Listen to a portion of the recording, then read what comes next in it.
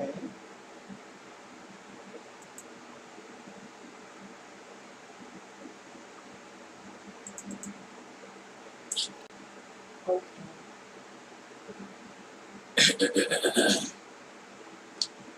I assume I'm live, but my, what do you call it?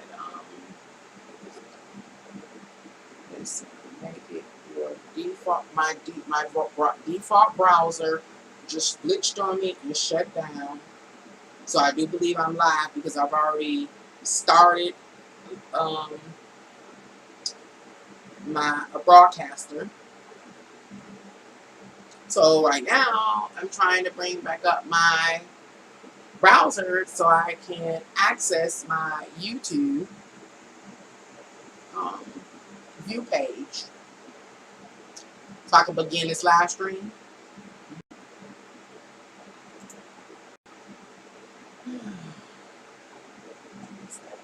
I be trying to stay calm, y'all. Welcome to Can Angels Fly, Tarot and More. My name is Nancy, and I'm back to continue with my research and meditation, my live research and meditation session. It just depends if my laptop wants to work. It just wants to start messing up now, so.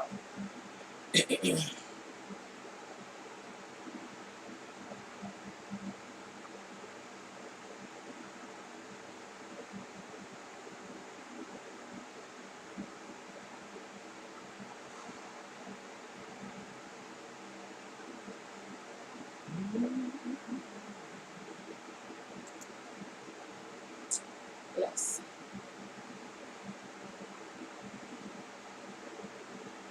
What is this?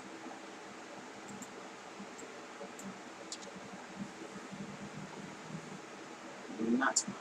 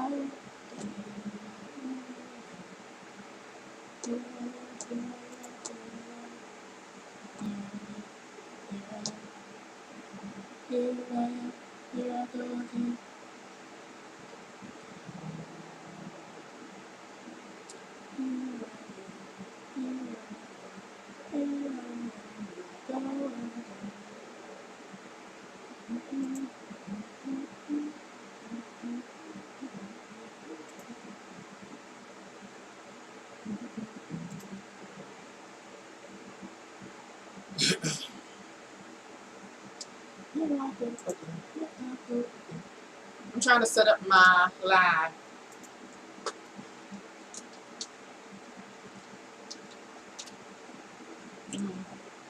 Glory. Glory.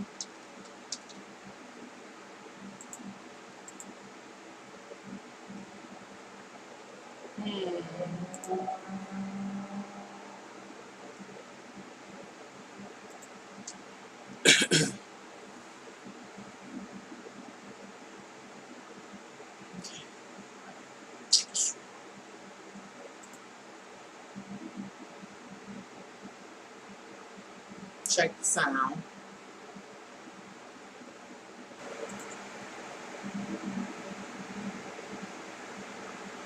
Check the sound. I'd like to apologize for any sound distortions. I do have two fans in the room with me, one to the left and one to the right of me. Hopefully the adjustment I made to the speaker system, will reduce some of the eerie sound. Once again, I'm Nancy. Welcome to Can Angels Fly, Tarot and More. I'm here to continue with my meditation and research, my live meditation and research. And I believe my findings will shed light on what will tomorrow bring. Um, if you're ever interested in ordering your own personal tarot reading, you can do so by contacting me by email. My email is canangelsfly1@gmail.com. Actually, all the details that you need to order your own personal tarot reading is below this video. If you're ever interested in supporting me and my work, you can do so by Cash Apping me. My Cash App name is $CanAngelsFlyTarot. I do believe. But to be sure, you can go to my YouTube homepage, and in the upper right corner is my Cash App name, account, address. I don't know. So anyway, as mentioned, this is a live research and meditation session. So I don't have an outline to what I'll be talking about. This actually is a part 2. The first part was about 3 hours long, and it's entitled Research. It's entitled Research and Meditation, What Will Tomorrow Bring? However, I have made the term research bold and everything else small, signifying the first part. I invite you to go watch that one first, because I really don't want to have to summarize what I talked about. I'm going to do it just a little bit here, but I want to move on. And I don't want this video to be any longer than the first. And so this is like part 2. And as you can see, I got meditation over my head. And in the, what do you call it, the title box, I have meditation bold and the rest of the title small, signifying part 2. If you're returning after hanging with me and riding the wave with me on part 1, thank you for coming back. So, a little bit what I was talking about in part 1. I talked about subconscious bad habits. I talked about some things, that are scheduled to occur. Seems like it's going to occur based on current status. When I say I'm talking about each person that creates humanity at this time. It seems that come 2028, the plan is for humanity to be in a state of consciousness of the loss of individual identity, because our identity has merged with those within our immediate environment, because we have a shared concern, most likely about our well-being in this physical world. Another thing I talked about was the state of the collective consciousness is spotlighted for the end of this month, and I shared some information that I accumulated about the state of people's consciousness, and I did that several months ago, not knowing that this month is going to be spotlighted. And so I talked about the state of consciousness and the different subcategories a person can have. A person fits in as far as their consciousness, and then it's the overall collective consciousness. Excuse me, that seems to be about being concerned, worried, the id has been affected, and people are really concerned about their well-being and maybe dealing with fear. Another thing I talked about in the first part is I referred to a Bible scripture verse which talked about, I didn't quote it exactly, but it talks about in the final days people will still be given in marriage or going to get married and partying and hanging and eating and drinking. I talked about that a little bit. And when I talked about that scripture, I referred to that scripture, I also dealt with the astrological alignments from July that really talked about how there are people that are practicing escapism. And if you're practicing escapism, don't expect any destiny to manifest that does not resonate with you. So that's to say, if you want to live your best life, then you have to be proactive. So what else did I talk about? I talked about some astrological messages from June that talked about the bosses are going to call all the shots. It didn't make sense to me back then. Now I see the bigger picture. They're really calling the shots, and they are mandating people to get the vax. What else did I talk about? The shared concerns of the third house. I don't think I went into detail about that. I talked a little bit about that. Let's see. I talked about the loss of identity. I'll go back into that later on. Oh, and I talked about the dismissal of the laws, natural laws, and different things like that, leading to what? Death traps or our own demise, and how we've been manipulated to do so. This one I already did in the previous uh, two streams called Visions, Horrible Visions, and Horrible Visions Continue. Me continuing to share um, the horrible visions. So I did that, in which I talk about, coming face to face with this ethereal being, the God of this world, the God of the Bible, and what it showed me. So that you can go find that one, that video. Yeah, I did that. Oh, I just didn't post it. Okay.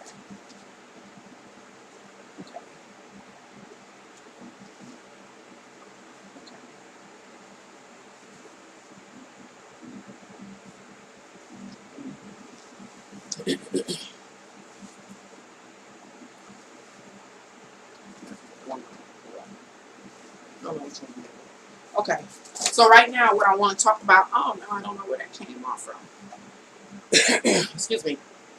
Of course, as soon as I start live, I start choking. So there's something stuck in my throat. I was just eating. I ate a hot dog for dinner. Why not? So in part one, the one mostly or boldly entitled research, I kept attempting to talk about some of the Bible scriptures that came to my mind, have been coming to my mind over the last few weeks primarily. And I talked about the one about giving in marriage, yada, yada, yada. So here's another verse that came to mind, and maybe I can figure out how to tell you it just came to my mind. And I'm not trying to convert nobody. I'm just sharing my experiences and bringing you up to date. This is a research and meditation, live research and meditation. So I'm going to read from the Bible. I don't even know what version it is. I didn't write down the version, but it's Acts. The second chapter of Acts, verses 1 through 20. And I didn't write all the verses.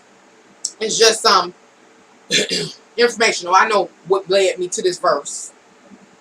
And I don't even really know that I knew certainly that this verse existed.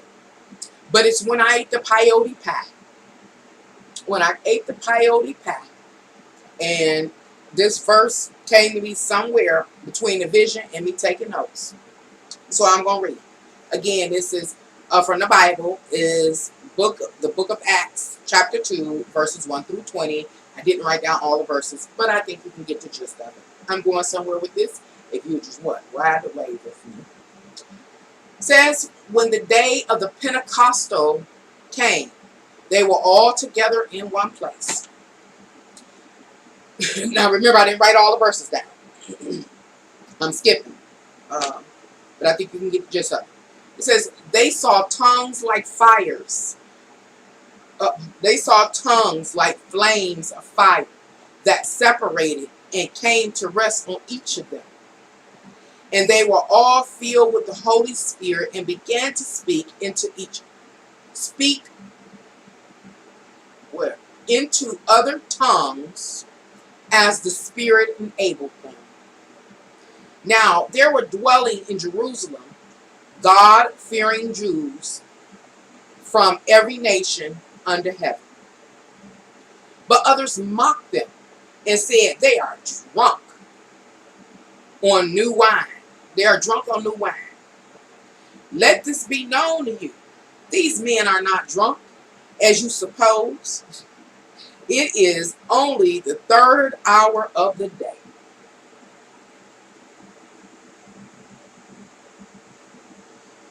In the last days, God says, I will pour out my Spirit on all people. Your sons and daughters will prophesy. Your men will see. Your men will see. So, why am I sharing that verse with you? It's just because it's been a part of my experience. Now, I shared with you, ladies and gentlemen, but you will know this if you follow, that I had been, visions kept trying to impose themselves upon me over the last couple of months. And I've been fighting them off. Some seeped through, but it wasn't overwhelming. I was in control. Then I went for a girls' night out, and I ate an edible. I call it my peyote pie. It was actually a sweet potato pie with cannabis in it. After I ate that peyote pie, as I call it, the visions just took me over. And I had visions for days upon days. That first day was horrible, horrible. And during those visions, I saw our future. I came face to face with the God of this world, or the absolute God, if I'm interpreting the visions correctly. And I went into detail about those visions in those prior videos called My Horrible Visions. But after I had the initial visions, which I shared, that I was walking around talking to myself like a crazy person, trying to remember what I was seeing, experiencing, sensing, smelling. I'll try to remember all, and they were horrible, horrible visions. So I wanted to know what it was. I was like, okay, you got to remember. You got to remember when you come from under the influence, when you're not being affected by the THC, the cannabis stuff, But unfortunately, I did not.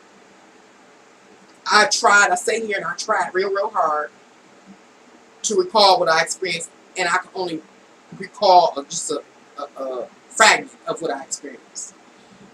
But what happened? What ended up happening is, when I ate that peyote pie, I only ate a little bit. It wasn't a big piece of pie, but I ate a portion of it, and I took off and was gone. And so I wouldn't eat the rest of the pie. So it was a little piece of pie like this. So I was like, okay, I'm looking at this pie sitting across the room from me. I was going to throw it out. But I also knew that I could not recall what I experienced, what I saw, what I heard, what I smelled. So I was like, if I eat this pie, it's a chance that I can go back into that space. And at first I didn't want to do it because, number one, visions was horrible. I didn't like the way I felt. I didn't like what I seen. I didn't like the message. It was just too much. But I felt like it's an important message. And I received the visions for a reason. So I made up my mind, I'm going to go back in here for y'all. I'm going to go back into that space for y'all. And I did. I ate that little piece back. And whoop, went right back in that space. And I was prepared. First time was girls' night out. Caught me slipping, so I wasn't expecting.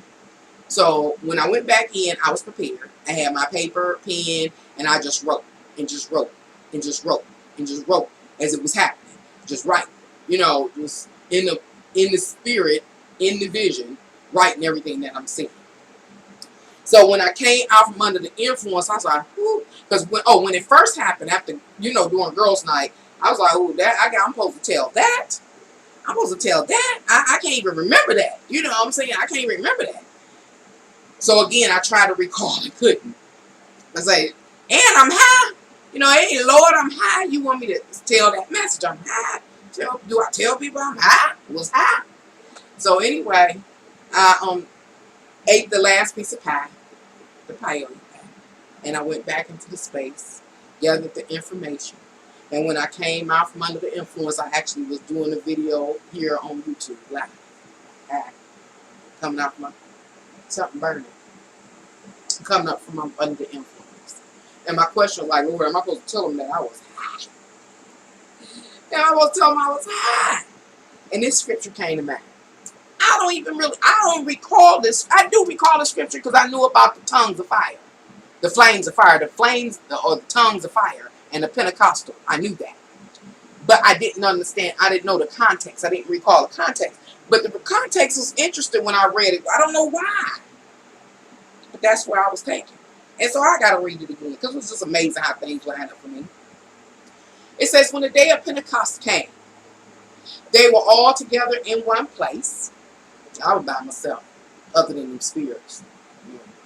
They saw tongues of flames of fire that separated and came to rest upon each of them. Third eye. Third eye activated on fire. Woo. On fire. And began to see. Spirit. And they were all filled with the Holy Spirit and began to speak in each other's tongues as the Spirit enabled them. Which I know why I was taken to this scripture.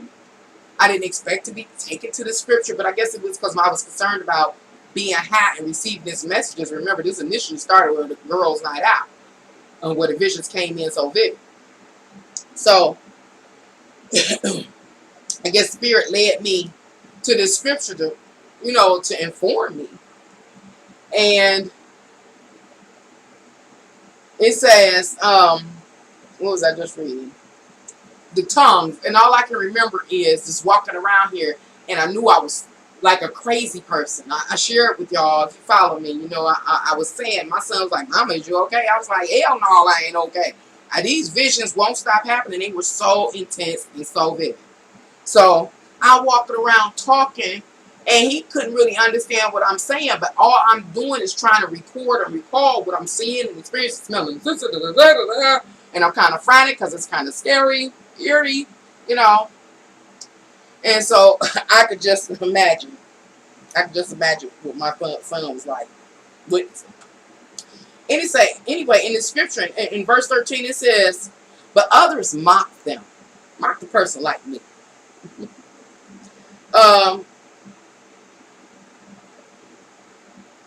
And said, they are drunk on new wine. They are drunk on new wine. And it said, let this be known, in chapter 14, let this be known to you.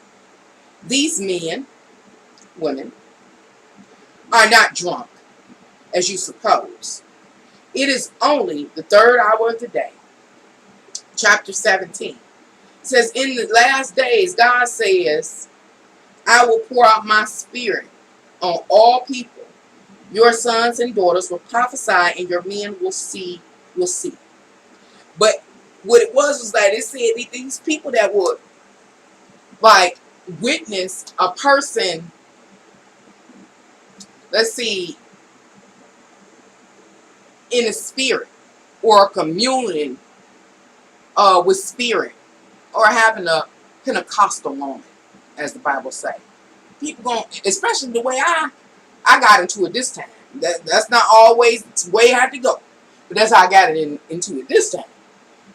They gonna say you're drunk. You're high.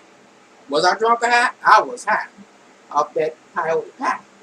But it's saying they really not high, and I'm gonna try to explain. They really not drunk.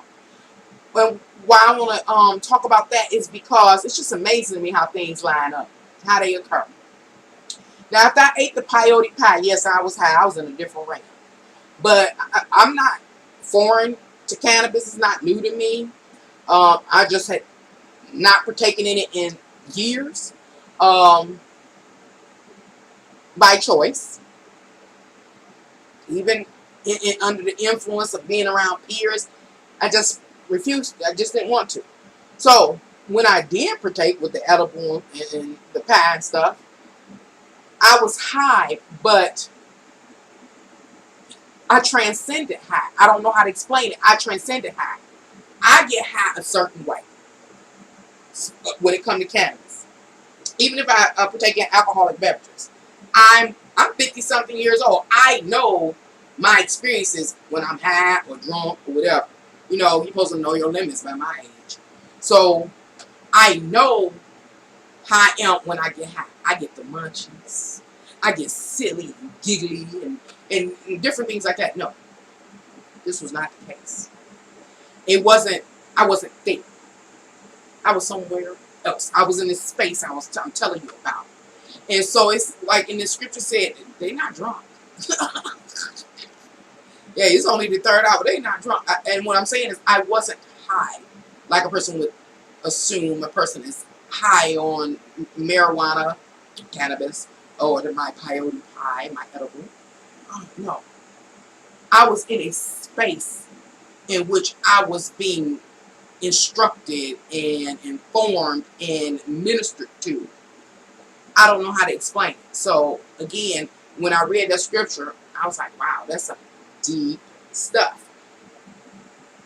That like the flame of Pentecost, of the Pentecostal, attached to me in that moment. That's why you gotta be so careful with, drugs. And I did a video about drugs, dope drugs, and other things like that, because it can open up portals, and I know that. I just thought I was well past that and more mature than that. Anyway, so that was one of the scriptures.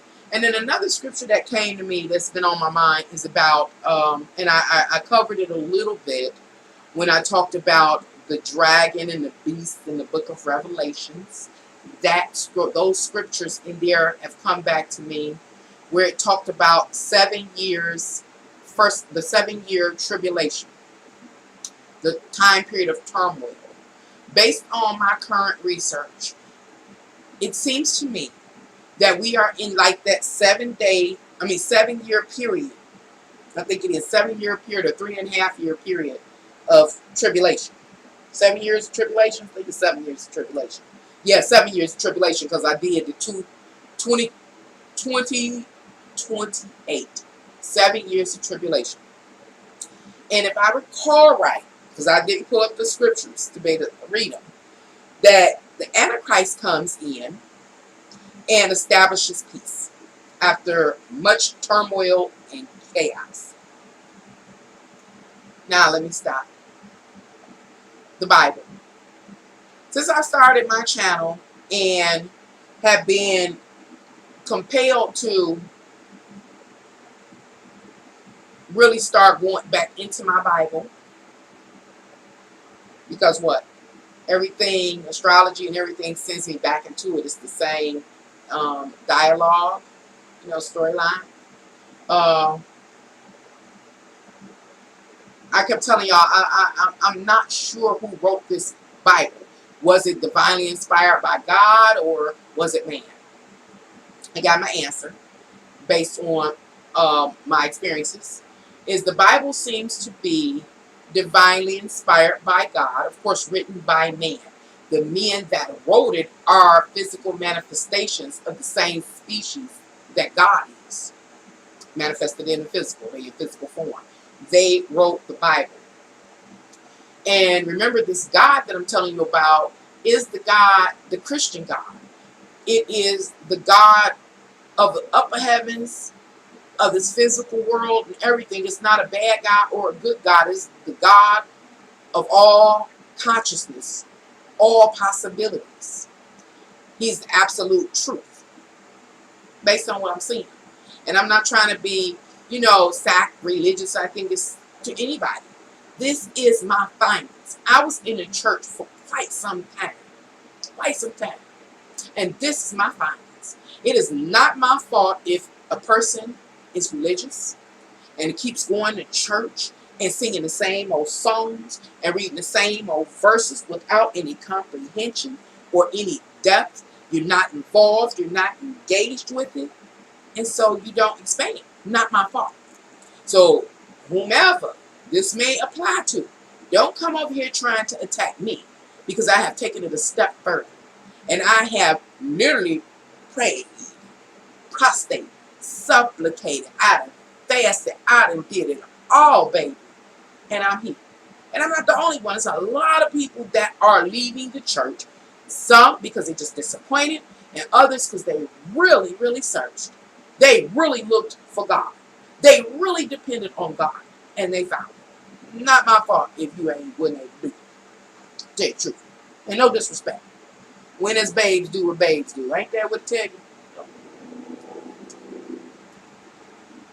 Anywho, I bring up the 7 days because I'm getting the fussy.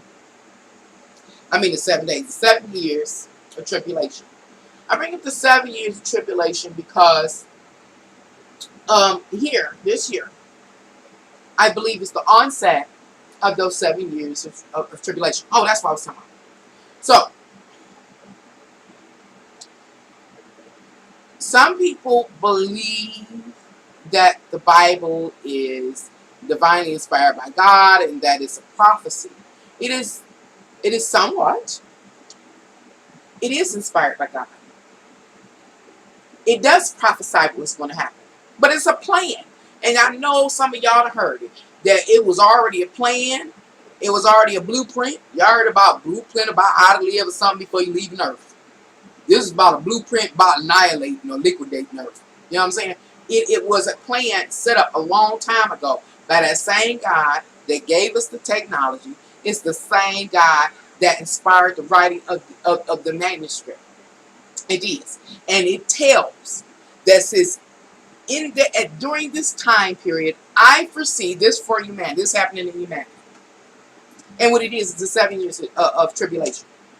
Hard times, difficult times, feeling emotionally insecure and unstable. Why? Because we all will be having a problem addressing or adhering to or pacifying our physical, worldly wants, needs, urges, and desires. Who we are on a soul level is going to really show.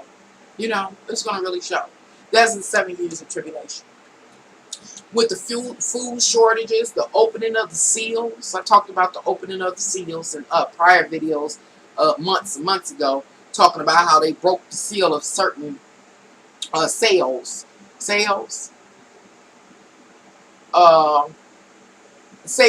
to release the 4 horsemen of the apocalypse. I talked about it. I think on that video, I actually got the 4 horsemen of the apocalypse on there. I don't even remember. But they broke the seals. I'm talking about scientifically on a microscopic level. A sail has different parts to it. And there are seals, like what do you call it in a car? It's a seal in a car, or they call it in a car, a gasket, to keep certain components from running into other components, like oil out the motor. You know, it's a seal around it, or a gasket so water can't get in there, oil can't get out. A sail, on a microscopic level, has the same components. It has a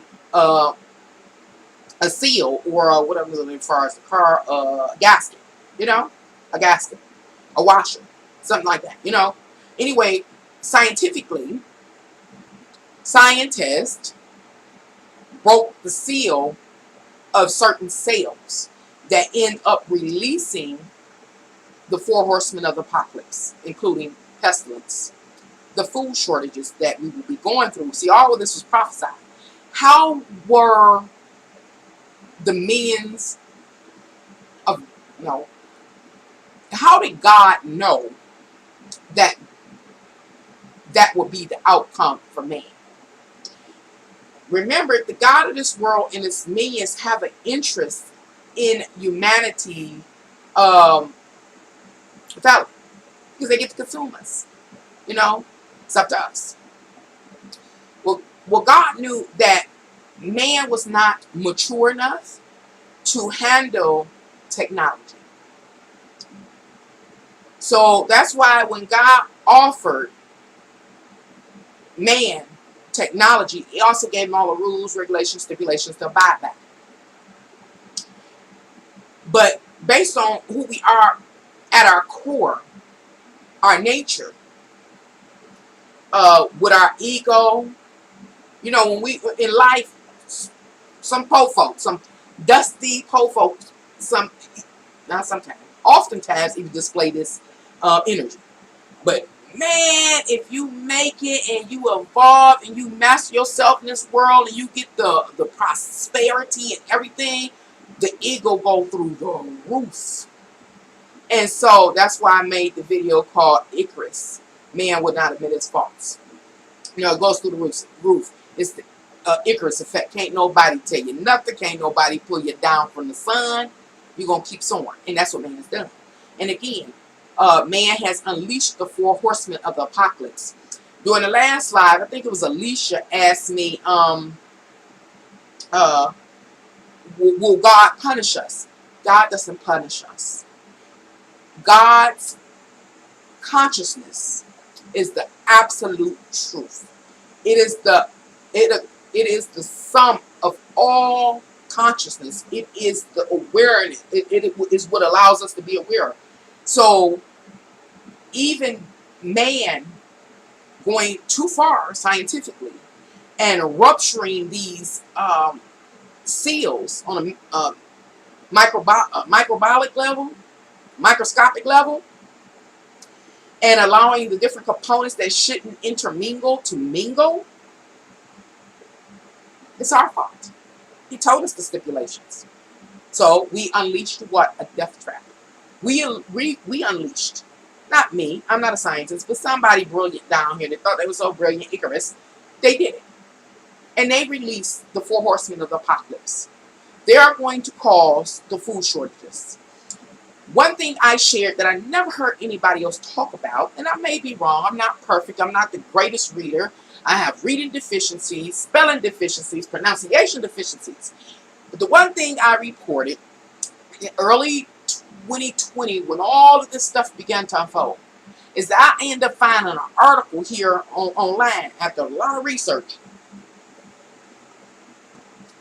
that talked about the scientists or medical personnel over in that sea place doing some medical work on a woman.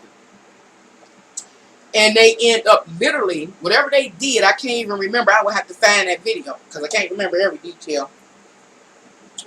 Breaking the seals in her cells. Now we talking about her blood cells in her body was something I can't remember. And that's what created what we got going on here. I ain't never heard nobody else. I have never tried to go back and look for that article. I would have to find a video on here, listen to myself, get the information, then go research and find that information. But based on my research, that's how all of this was created and started. And it been started. I think it was back in 1994 when this sea stuff, the vid, was first created. It was created. You know, broke the seal. Certain things in the cell, I can't remember what it was the cells in her body or something that they tried to treat her with, and it broke the cells and it had some type of mutation or something. So anyway, remember, that was the original source of this thing we call this pestilence now. The same thing has occurred in food. When we're finding that food is all of a sudden contaminated with salmonella and different things like that, all of these genetically modified seeds and different things like that, genetically modified chickens and all the stuff, crazy stuff we hear about, they are messing with organisms on a microscopic level. And they're breaking seals and allowing what? Things to cross over that shit. And it's causing what? It's going to cause food shortages. Because when the animal come up sick with the cow's mad cow disease, the chicken disease, or whatever, they have to put them down. You know, once they find out. So, of course. And then, we can never forget that these beings that are the same species as this God have an interest in us felling. You know, us causing our own demise so they can consume us. That's me. I mean, it's crazy. I know what I talk about sound real crazy because I'm sure y'all hear some of the things I hear that y'all hear with the things I'm talking about. Y'all have heard before.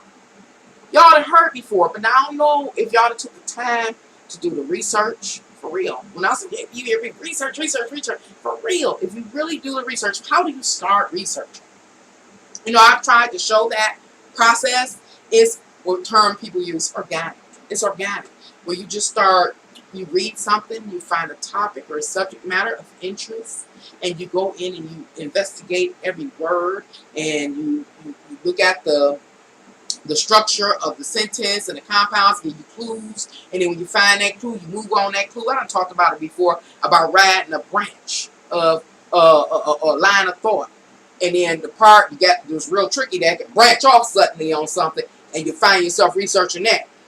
And you got to stop somewhere and try to stay on the main line of thought to get a complete understanding. So anyway, anyway.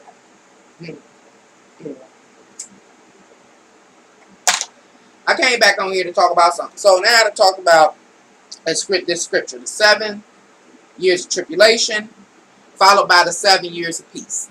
So what I assume, based on biblical influence or biblical records, is that after 2028, that's from now to 2028, is a 7-year tribulation. There is supposed to be a person in power that establishes peace. That would suggest then that the world does take an ugly turn. Struggle. Establishes peace. Who will it be? Who will be elected? Who will be in power? Authoritarian? Somebody who's ahead of the authoritarian reign. Huh? We know that we do know. I'm sure y'all know that Biden is going to give life to Kamala Harris. And Kamala Harris is going to usher in this person I'm talking about that's going to bring the 7 years of peace. Meaning things will be resettled. You know, settled. We will fully be in a new paradigm with technology ruling if we keep on this course of action. So, let me see. What am I talking about? Let's see. Yeah, open. So, okay, I talked about that. I had to figure out why I came back on here. Going back and continuing with reading Acts chapter 2, verses 1 through 20, without citing every single verse, I want to continue to read. The last thing I read about was, hey, they not drunk. It's just now the 3rd hour of the day. That in these final days, God is going to pour out His Spirit upon all people. And your sons and daughters will prophesy, and your men will see. It goes on. It says, your men will see visions. Your old men will dream dreams. Even on my men servants and maid servants, I will pour out my Spirit in those days, and they will prophesy. I will show wonders in the heavens above and signs on the earth below. Blood and fire and billows of smoke. That threw me with the billows of smoke. I've been talking about the smoke I see in that vision. Then I talked about the YouTuber New Breed, talking about like people getting high. It's like people getting high off the smoke from hell. And then I read this scripture. It talks about these billows of smoke. Okay. It says the sun will be turned to darkness and the moon to blood before the coming of the great and glorious day of the Lord. Which is interesting. And I think I covered these final 2 verses in Acts chapter 2. I think I covered 19 and 20 because it talked about an astrological alignment or event when it talks about the sun will turn to darkness and the moon to blood. That's an astrological event. All these are known of, foretold of by the God of this world. And okay, this is the part I went through about trying to recall my visions. But so I did that. There were some things I wanted to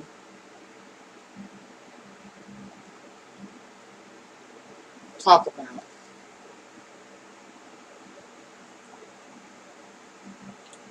I'm going to just read this here. This part of my notes. These were the initial notes I tried to write after my first peyote experience. But if you want to hear the full summary of my visions, you can go watch those 2 videos called Horrible Visions and Horrible Visions, me continuing to share. Okay, I'm just read what I got here so I can see if I can make it make sense. It says jeopardy, hazardous or risk of or exposure to loss, harm, injury, or death. That's the definition of jeopardy. Peril or danger. Why was I writing that? It's because of the visions that I saw. And I talked about a survivalist as a alienated individual away from harm's way. And the closer Libra got, that was who was present in the vision. Libra was right here. Libra. The closer Libra got to the survivalist, the more in peril or jeopardy the survivalist, the individual alienated from the, others, got. And so, again, I'm trying to articulate a vision. So anyway, I looked up the definition of jeopardy. Jeopardy is hazard or risk of exposure to loss, harm, injury, or death, peril, or danger. And I go on, I'm just reading to try to figure out what I'm supposed to share. Potential is set when one individual or spirit engages another individual. The more individuals and more spirits in one place increases the likelihood of an event occurring. Okay. It says the lapse of structure including the lapse of a structure. Now, what I'm talking about goes back into those videos I made, the horrible visions, and when I talk about the plots or the grids on the earth with all the smoke and stuff, the plumes of smoke.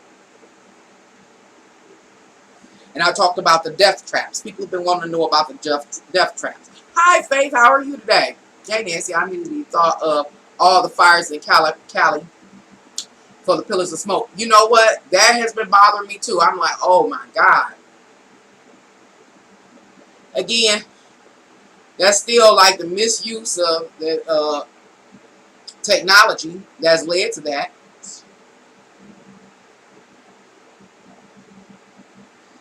It's just too much. I mean, it has taken me days to calm down. Days and days to calm down. I was overwhelmed. I was about to lose it. So,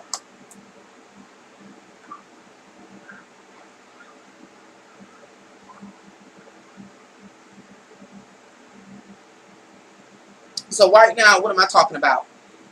Again, these are my notes when I first came from under the first peyote trip.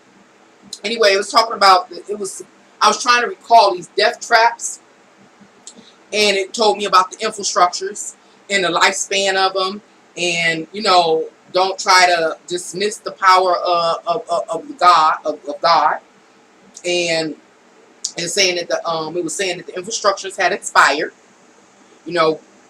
it had expired, and measures to address the death threats. And also was the decline in social etiquette, as what I categorize it as decline in social etiquette. Again, that's the dismissal of natural laws, including sexuality. And I'm not trying to retrograde doesn't help. Retrograde don't ever help. I don't think. Crazy energies, aren't they? How you doing? And yes, I'm live again, at least for now. Now, I'm not trying to talk about nobody, because I'm a sinner. Lord knows I am. Yes, indeed.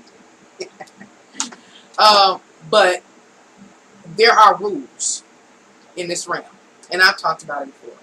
And I focus on sexuality because it's a big trending topic, the whole thing.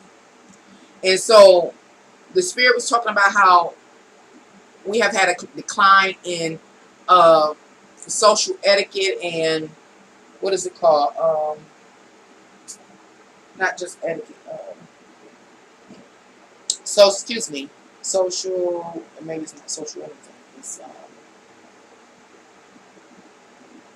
I'm just summing it up as social etiquette. Y'all, I think y'all get what I'm saying. We talked about the masculine and feminine energy needed to come together to procreate an offspring. That's the natural order. That's the truth. That's the absolute truth. Then there is still yet absolute truth. We can look at it as the duality, but it's still the absolute truth. That if two of the same sex come together, they do not procreate and they do not populate this earth, and it brings on certain outcomes. Absolute truth. Talked about that in the last video. And so it just talks about this decline and how this is how these death traps pop up that are consuming us. God has done nothing to us. And it's talking about, I think I talked about this. Established structures ward off dark. Oh, yeah. I talked about that. Malevolent spirits of death, period. Oh, yeah. I'm going to go into that a little more. I've talked about this, how these various structures that we've established, talking about the social hierarchy as well as the infrastructure, is what we have been allowed to use, that technology, in order to ward off death, and to live a reasonable life, and to strive, and to die off easy. So that's what the structures was for. And it also holds off at bay, which is interesting now in retrospect, malevolent entities and spirits in the spirit of death. It holds it off. Right now, these structures, as we all know, and I'm sure y'all hearing it, are breaking down. They are. Understand what I'm saying? That our social hierarchy and our infrastructures were in place to ward off death. Now that they're breaking down, it's leaving us susceptible to death. And we're susceptible to death because we use the technology. And the absolute truth is that if technology is not used in a particular manner, it creates a death trap. So we have created many death traps. We have been misled, miseducated, but we have created many death traps over hundreds of years. Now, here today, in my vision, it showed me at least like 85% of, we can say, like example, the land mass is full of death traps. Again, we can get out of it, but we have to be, what was it in the last video? I don't have I got the notes, but I want to go back through them. We have to be diligent. We have to sacrifice. 8 billion people have to sacrifice. Interesting. And when I was, getting the messages saying 8 billion people, how can you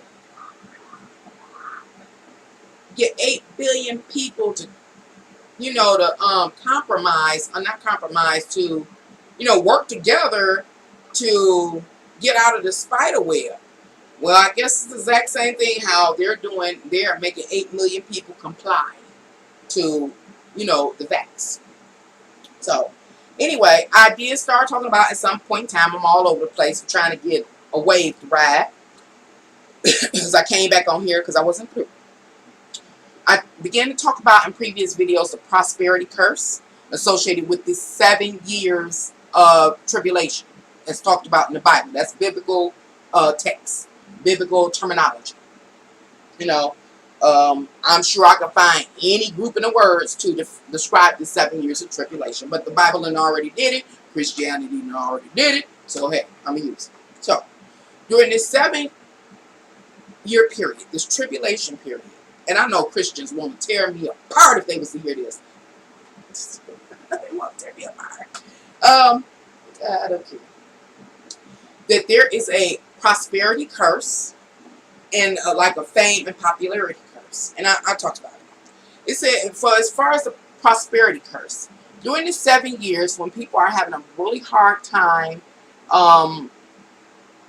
pacifying their physical, worldly wants, needs, urges, and desires,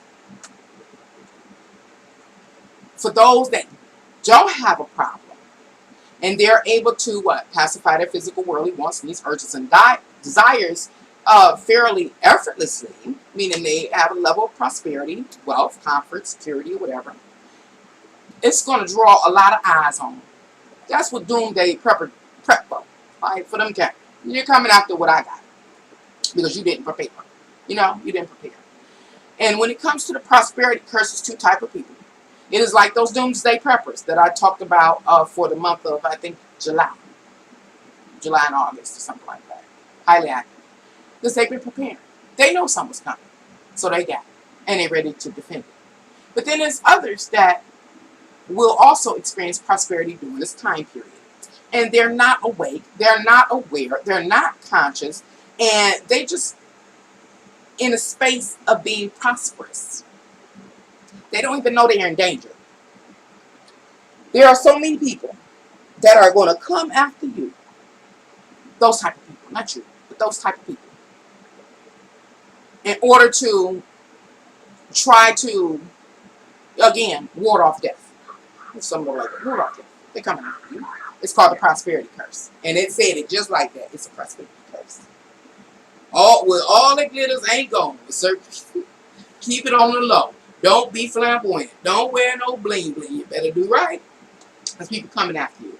And it's like this. Remember, these death traps are set up. This is one of the death traps.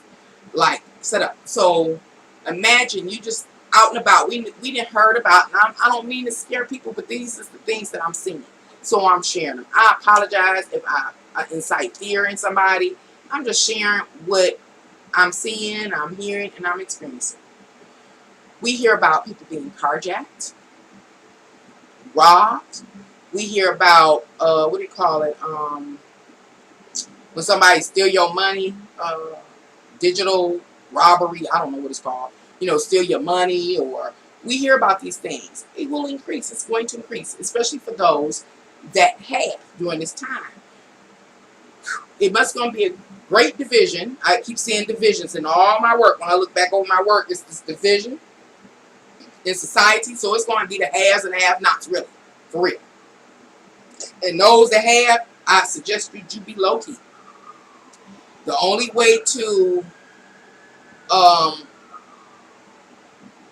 not have these kind of experiences is, I just talked about in the last video, hey, those are prosperity or wealth, Bill Gates folks, and anybody that's with wealth, you have to be concerned for more than just yourself.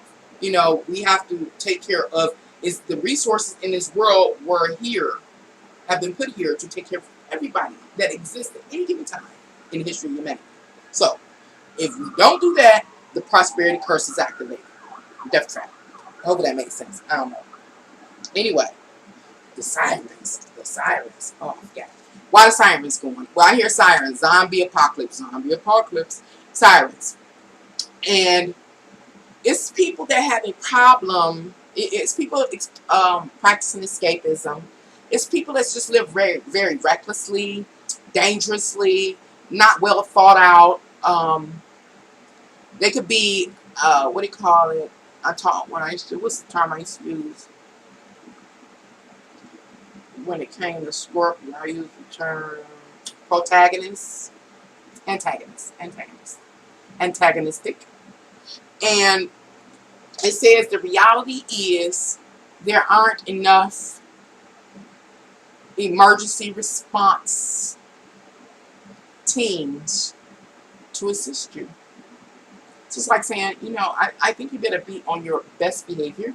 I think you should have some forethought. I think you should make good decisions, not me. The Spirit was telling me this. I think y'all need to make this, decisions. I think you should have forethought. I think you should be good stewards of your money, of your health, because there are not enough emergency teams to aid the people. It's not. We hear, I don't know what y'all hear. I hear so many sirens going. It gives the illusion that the police and the EMS can be everywhere at any given time. And the reality is, and as we move forward, that is not the case. It is really what do you call it? It's again, the teams are insufficient for the amount of help that will be needed if people keep living recklessly and without forethought and different things like that. So with that being said, I add this is if you have any medical issues, I'm not a doctor. Disclaimer, I'm not a doctor. I don't hold any degrees, medical accolades, or anything like that. But I would suggest, number one, you hear people say this. I do believe you may hear people say this, doomsday prepper time, to make sure that you can, give yourself first aid, or somebody around you if they need it, first aid. Don't do anything reckless like, just where you can hurt yourself and maybe need medical attention. And keeping with the environment that we're in and the spread of the vid and the D, practice, be safe, as you engage others. If you got a mask up, you got a mask up until further notice, until we get a clear understanding about what's really going on. Because hospitals are filling up. And it's not just for our current event. It's for people's health. I was talking about in my last video, I think it was, about the unhealthy practices that I witnessed taking place with the people in my environment, include myself, and therefore our health is vulnerable. This has all been, these death traps been set up.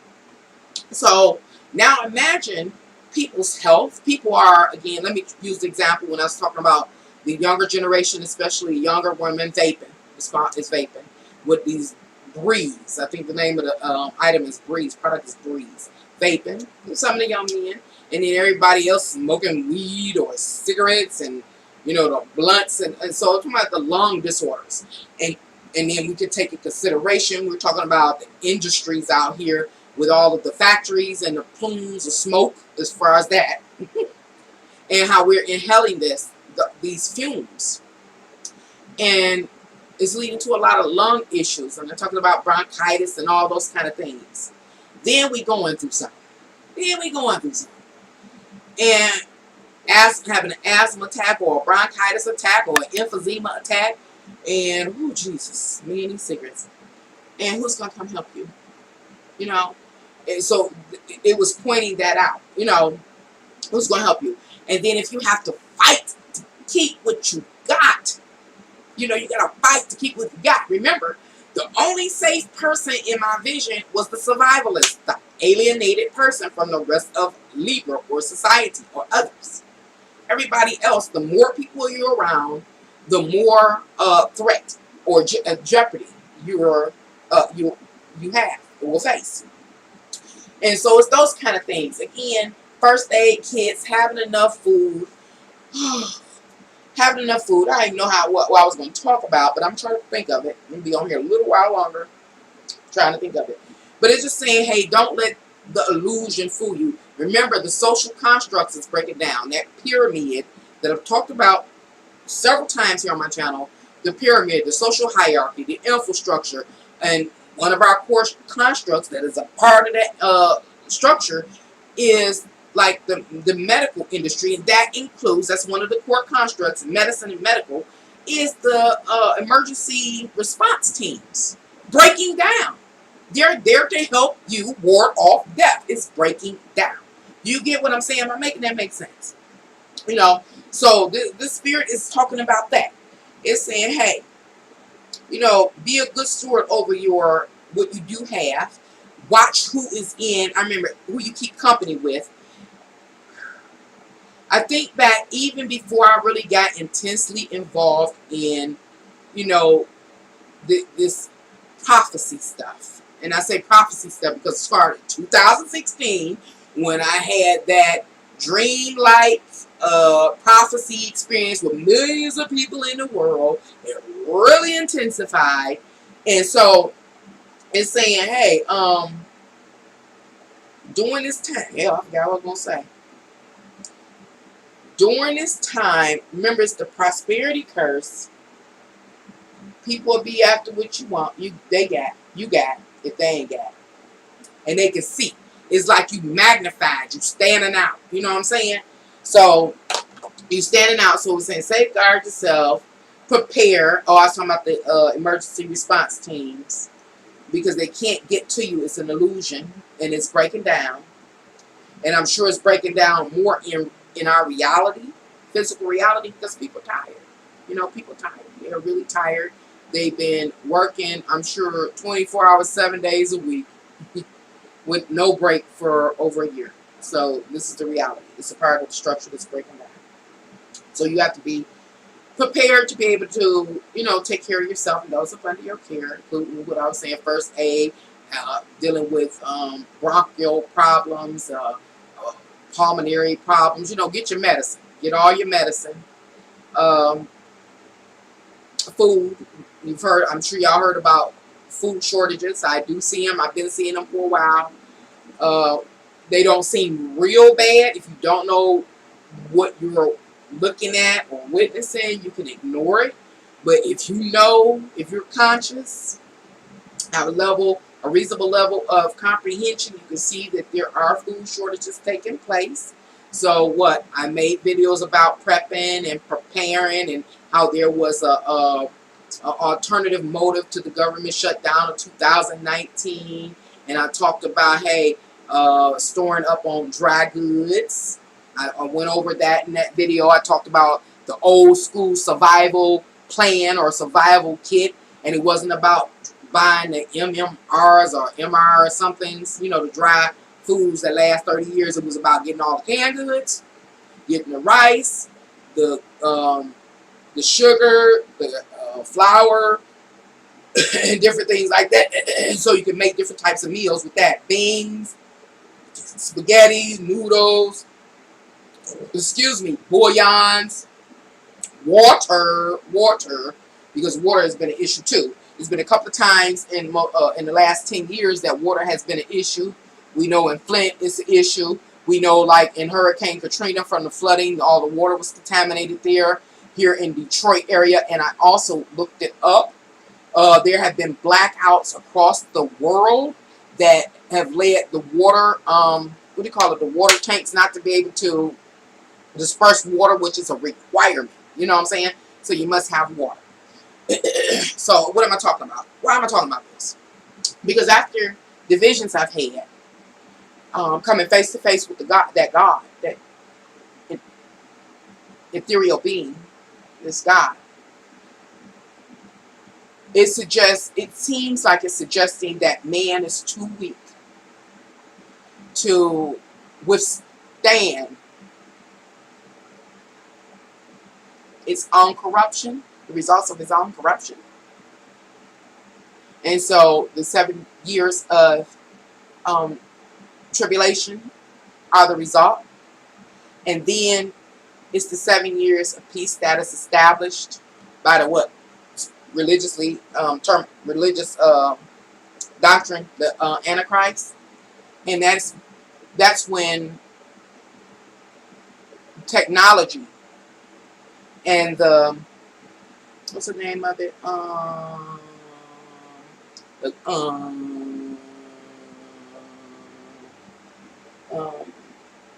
Draconian laws and authoritative rulers, they are the ones that establish the peace, the order. They are the ones that establish the peace of order. It's not that we activate our higher selves and do what we know needs to be done in order to bring peace to this world. No, it is those authoritarian beings that will establish order through their draconian rules, laws, and regulations. Very strict, orderly, getting things back in order under their iron fist, that kind of thing. So it's saying prepare between here and there, or whatever happens, because it's not etched in stone that that's the way you have to go, but it looks like it. You know, you need to prepare, which is very scary for a person like me. Very scary for a person like me. Woo, in my life. You say I'm doing the best I can. Asthma, diabetes, heart condition, it's not easy, see? And that's what's scary. You know, I have asthma, but not, mine is smoke-induced asthma. If I don't smoke, I'm okay. But if I get to where I want to chain smoke and just turn up, it becomes an issue.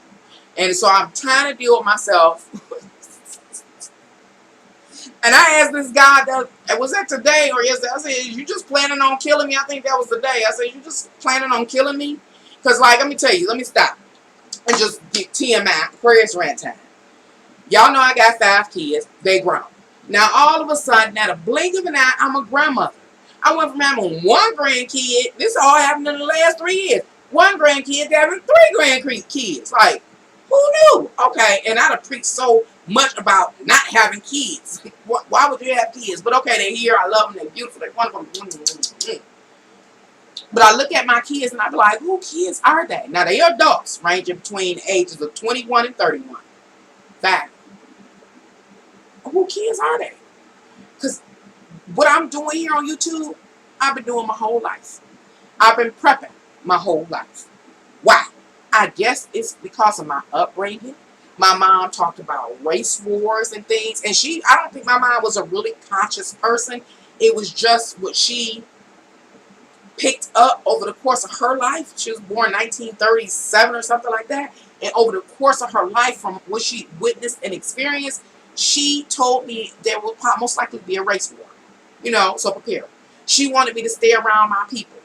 But I have a family that's broad and very international and well-traveled, well-educated. So what I'm saying is my people have intermingled with all culture, all different type of cultures.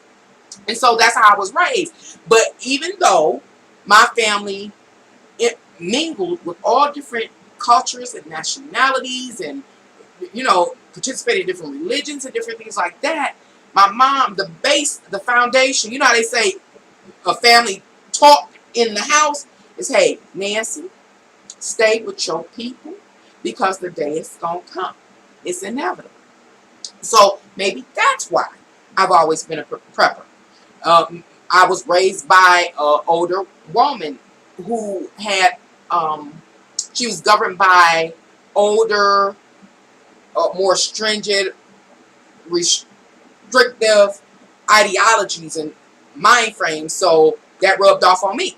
You know, I told y'all I seen my mom used to, her dining room table used to just be full of papers, and they were full of papers because she did her own taxes. She was fighting lawsuits. She was doing this, she was doing that. And so I would sit there and she would say, you know, every now and then she had me come sit with her. So I learned from her.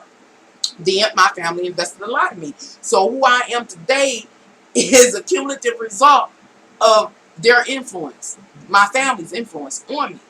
So that's why I think I'm preparing them in the mind frame. Then I was born during a time where all these mass shootings started. I was here doing the 9/11. You know, I was here doing Dallas Green.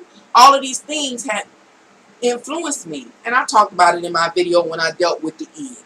Because the astrological energies pointed it out. So when they started talking about it, I clearly understood what it was saying. I clearly understood. And, hell, I forgot what I was talking about again. I guess it's medical. So you're talking about asthma and diabetes. So anyway, I was saying that because, okay, I've been prepping my whole life to be prepared because I felt like I didn't have anyone to lean on. You know, even if my mom was still here, it was still only so much she could do. I had 5 children. So who would be there for me if something happened? Like, example, I've seen images of women with many children during Hurricane Katrina. I'll talk about the one video I seen where the mom had a massive asthma attack and died during Hurricane Katrina. You know, after the Hurricane Katrina, her kids in the house, she died, literally blew up. You know, with the rigor mortis, blew up from the heat and the moisture, and her kids were there. And her oldest was trying to take care of her newborn little baby, and the oldest might have been about 7 or 8 or something, and she had about 5 or 6 kids. Oh, man. So I always had a plan in place. But I always felt like this is why I asked the Spirit today, God, I was like, do you just plan on killing me? Me and my family, because no matter how long I've prepared, no matter how much I have prepared and stored up, it still doesn't seem sufficient. And the reason why it doesn't seem sufficient to me is because I got 5 kids. That's why I was about to go. I got 5 adult kids, and none of them take this seriously, even though they was raised under me. They see me breaking my back at Costco's. They see me breaking my back at Sam's Club. They see all the work I do around the house, in the yard. I mean, I'm the kind of a planner. I ain't going to say it. I ain't going to say it. YouTube, I'm sorry. I'm being rude. They see me. I've sat down and talked to them about such things based on current events. So I was never trying to scare them. But like when it came up the end of the world, what was that, 2017 or whatever it was, this is going to be the end of the world. My kids like the end of the world. I told you I was shocked. They were shocked.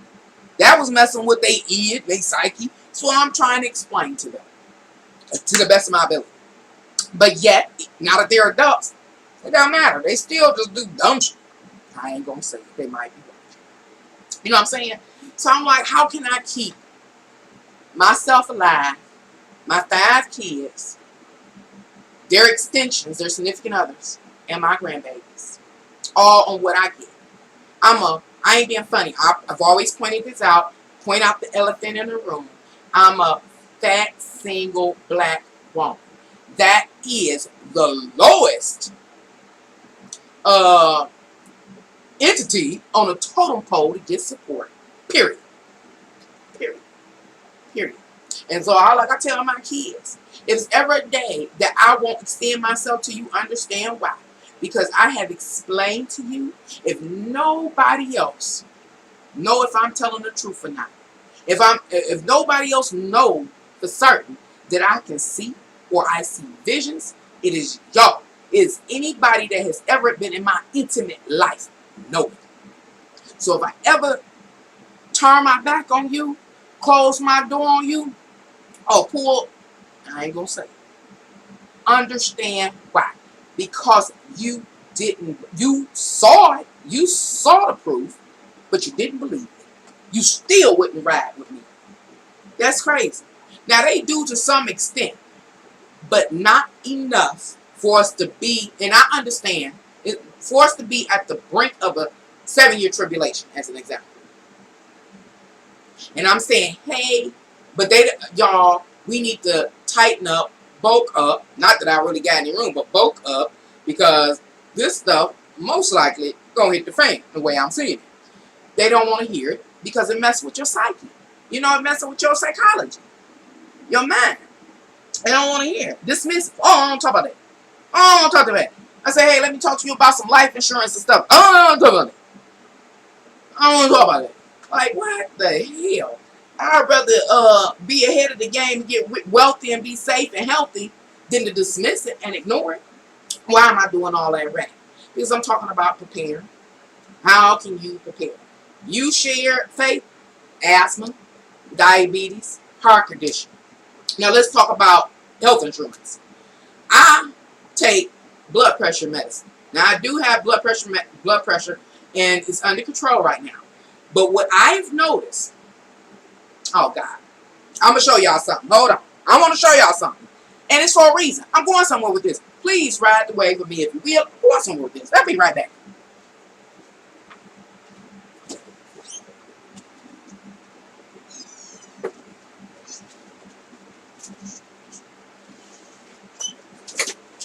It feels like it's getting hotter. I think the devil fucking ate Tabasco sauce. Oh God.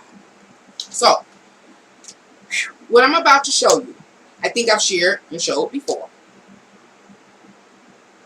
Shared and showed before. But I'm going to do it again as an update. Remember, I'm a prepper to the best of my ability. Always have been. I got 5 adult kids. They're, by extension, they're significant others and 3 grandkids. Nobody takes it serious but me. So, okay. I told you I'm asthmatic if I chain smoke cigarettes. So, I know this. But I know, guess what? I'm not the only one asthmatic. Mine, the only thing I got to do is not smoke cigarettes for a couple hours. When I go to bed at night, if I stop smoking at 7, by the time I get up in the morning, I'm cool and breezy. But if I sit up like a fool and just do it because I'm bored and keep doing it, it's going to be a problem. So, anyway, I go to the doctor. I'm one of them smart BITCHs. I spelled it. I didn't say it. You too.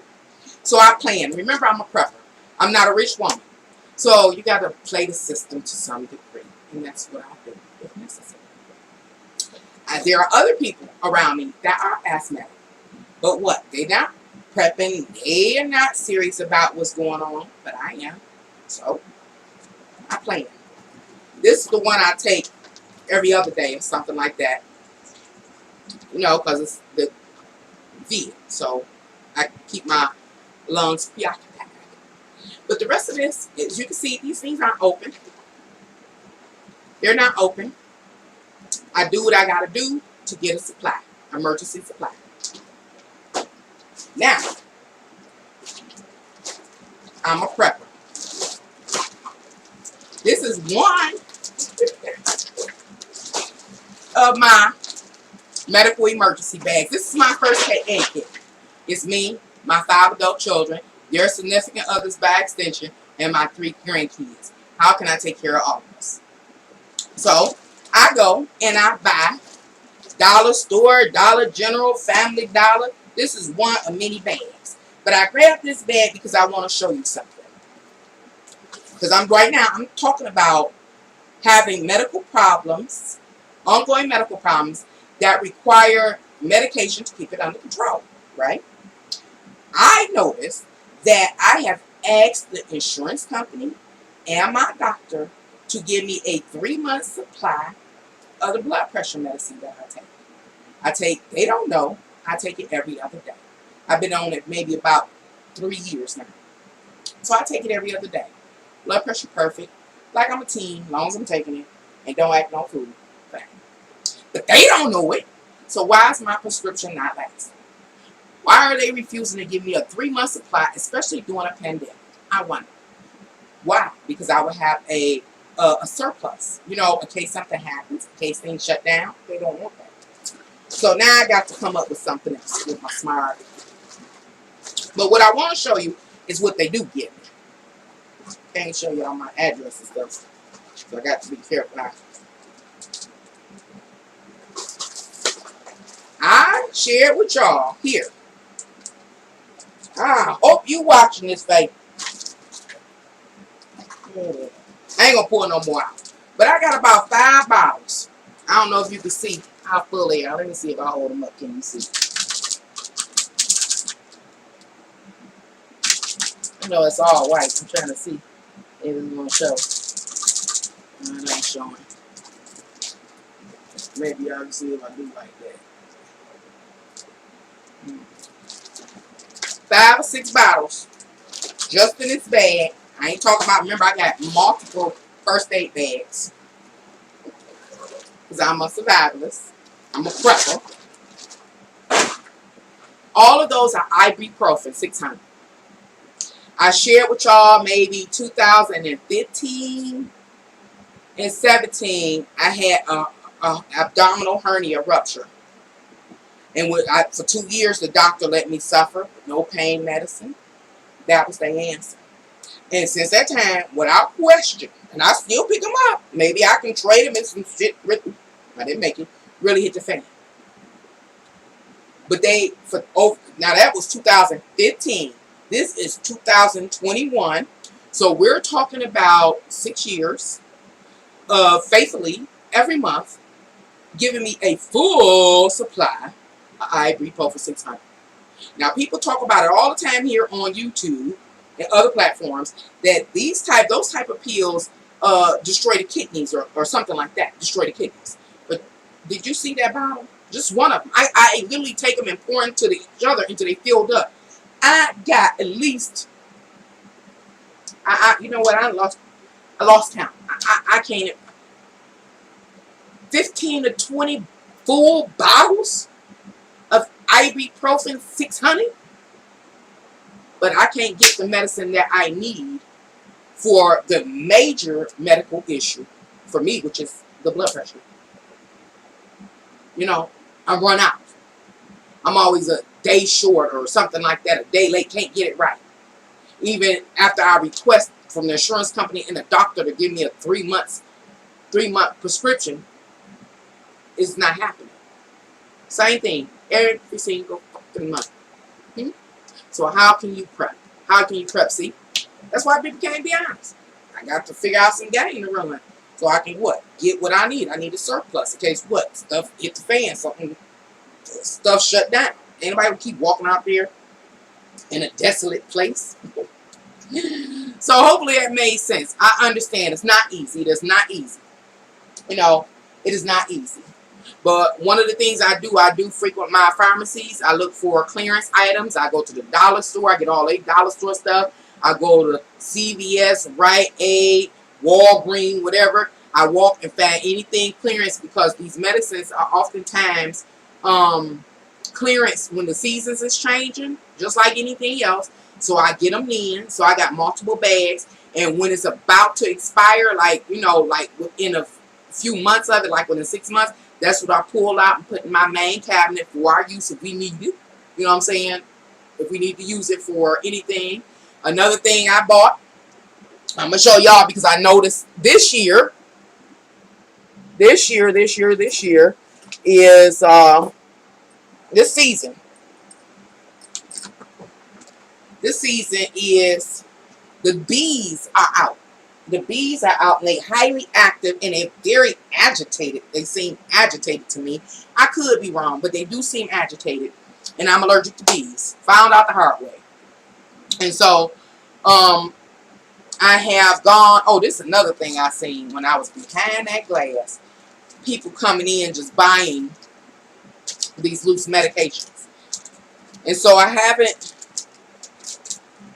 been out really like to no Costco's or anything like that. I don't even know what they got. But I just buy this Benadryl in case I'm stung or bitten. The bugs are awful. The mosquitoes are awful. I don't understand. I mean, I do understand. It's been a lot of water, you know, flooding in water. So it's a lot of mosquitoes. I got wounds on my arms and stuff, all from mosquitoes, and they itch so bad.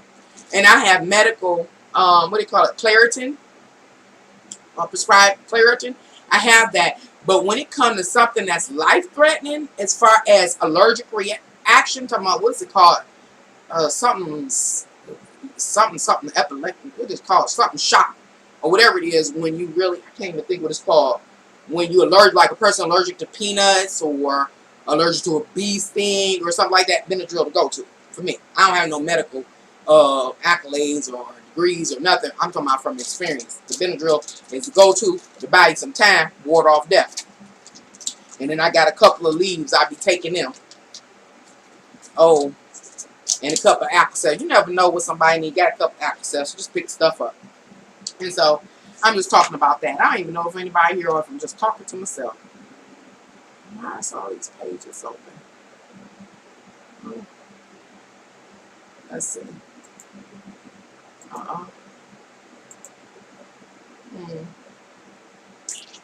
Okay.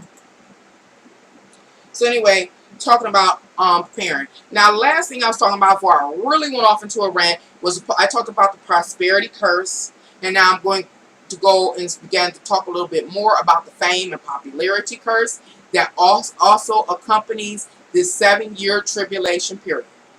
Is it really called the 7-year tribulation period? No, I am just using Bible ideologies to describe this period between 2021 and 2028.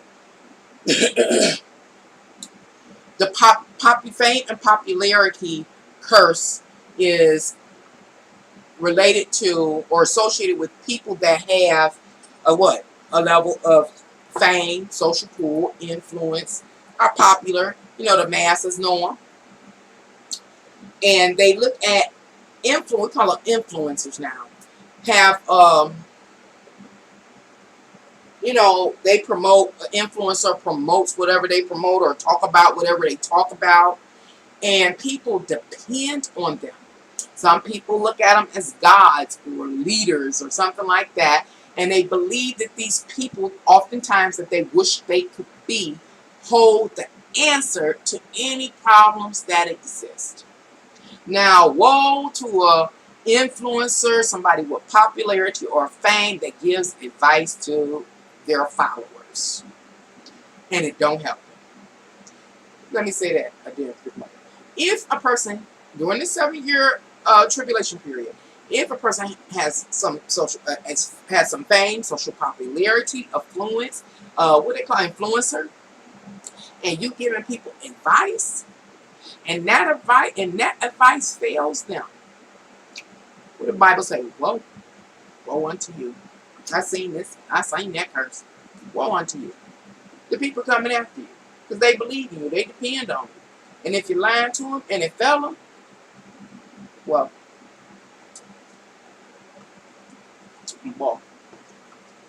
So I myself must be careful. I'm always careful, but I better be more careful. So, in the fame, you know, when fame, prosperity, social pull, influence, social connect, people gonna expect you to use it to help alleviate their trials and tribulations. If you don't, you're gonna have a problem. And I'm gonna leave it just like that.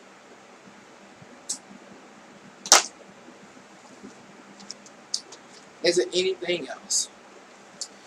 Now I got, you know, they got these Delta airplanes.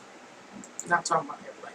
The Delta airplane line. Anyway, I gotta look up a name. Delta. The D. The D, which is a variant of the VID-19, is a side effect of the vac. I think most of us know that. I think most of us really know that, or believe that. Believe that we know, including myself, which was created to offset the VID. It says now, in the notes, now the variant D is affecting people. Now is the time to protect yourself. That's unfortunate. Again, dividing and separating the people, causing split and divisions in humanity. I talked about the sirens.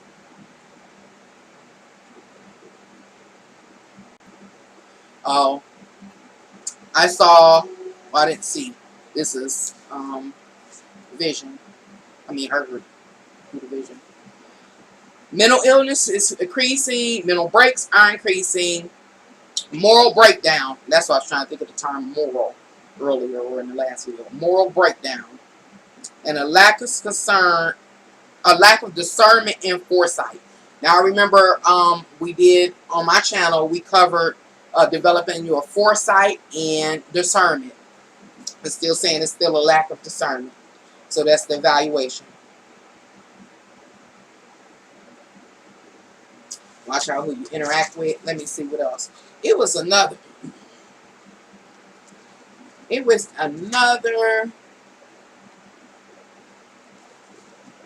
scripture. I can't remember what it was. I guess it's almost 2 hours. Let's see. I got 30 minutes, but I don't know if I'm going to fill that. Let's see. What is this one about? Is that what the note fell off of? Because this one is an astrological interpretation for dated August 9th, 2020. Oh, that was yesterday. So I did it, and it was for yesterday. But what was it about? Because what? The energies do not come and fade out in a day. They set out to do what the creator instructed it to do. Then it dissipates. It says the inability to address challenges because of fear, like struck of fear. What is this saying?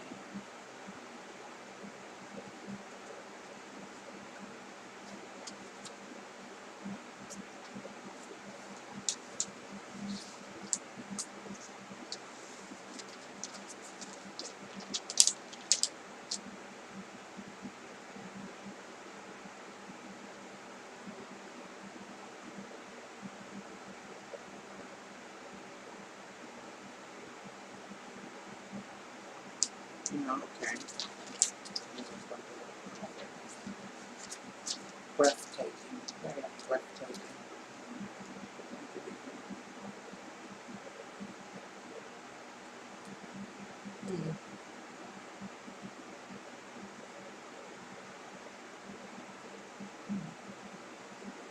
Did anything happen radically? Social.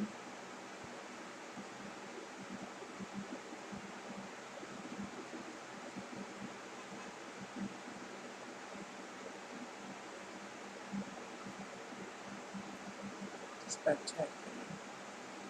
I really don't know. I'm at the something breathtaking. What is going on here now? This is August 10th.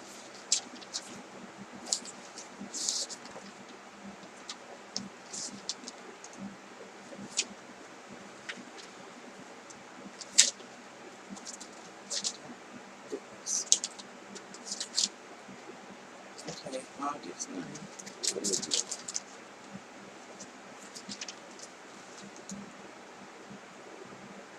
It's like absolute truth. I'm just going to read this because I don't know, remember what this was. 8 billion people in the world. You are one of many. You are participating in a matrix and are also a spectator. Okay. Participator and spectator. What is the true state of your self-worth and personal power? So this is an evaluation. What petrifying or unsettling events have you personally been participating and witnessing to? Oh, okay. This is an evaluation. I've shared on my channel oftentimes when I read the astrological energies. Sometimes, not sometimes, occasionally, there are the interpretation of the stars are like evaluations. You know, so it almost seems like in reality, like in the educational sector, a teacher may have a test or a quiz for students, and they have the key. And many times these keys come up, these evaluation sheets, and it's like if humanity were to take these evaluations and answer them honestly, you would be able to evaluate where you are and what you need to work on in order to make it through. And so that's what this evaluation about. Now that was dated for yesterday, and so I assume if it was dated for yesterday, which was August, it was July. I must have did it in July, and so I'm gonna read the evaluation to you. You can feel free, and I'll just end this live here because I can't remember what else. I know it was some other Bible verses that been coming, but it's almost 2 hours, so I'm going to read this evaluation. Where did I get the evaluation questionnaire? I guess I can say from. It was from me interpreting the stars, and the stars are for July 8th, 2021. I assume based on what I got written here. Anyway, these are the evaluation questions. It says, as a participant, you as a one of many, you are one out of 8 billion people in the world. Each of us, including you, you are a participator in what occurs in this world as well as a spectator. Okay. So here's the question here. It says, what is your true state of your self-worth and personal power? What's your true state of self-worth? How do you feel about yourself? Do you have high regards for yourself? That kind of thing. And based on what? Because it's always a foundation to it. Like some people have false egos and things like that. This evaluation requires true answers. You know, true answers for a person to be truthful with themselves, to be able to evaluate where you are and withstanding what we're going on and being able to go through what we're going through and will go through successfully. Or if we're going to stand up for ourselves, that's a whole other thing. Anyway, ask what is the true state of your self-worth and personal power, based on how self-confident you feel and empowered you feel, and everything determines just how I say influential you can be in the world, or pushy in the world, how you can insert yourself into the world. Okay, so how powerful are you? The next question on, I guess, this questionnaire or this evaluation is, what petrifying or unsettling events have you personally been a participant or a witness to? And that goes back into when I talked about how the id has been improperly influenced and negatively affected by the various traumas people have experienced in this world, whether it's on a personal, intimate level within your personal life, or if it's something that we collectively shared in experiencing, like 9/11. Holocaust and different things like that. So it asks, what have you, experienced? What have you been a witness to or participated in? Because going back into your sense of self-worth,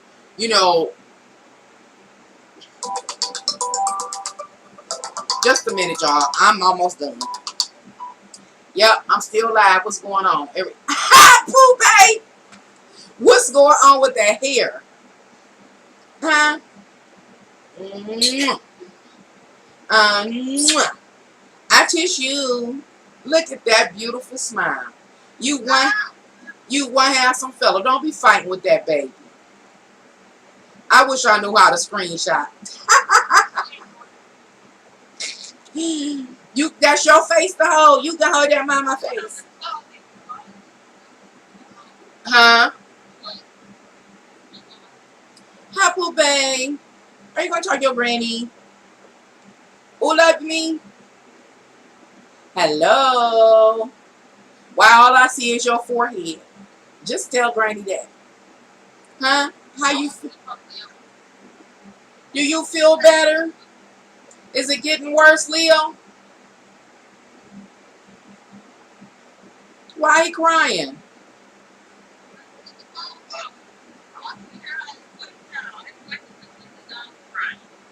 Well, if he been crying like that, Lily, he must not feel good.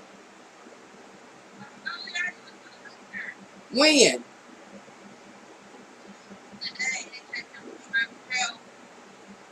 And what they say?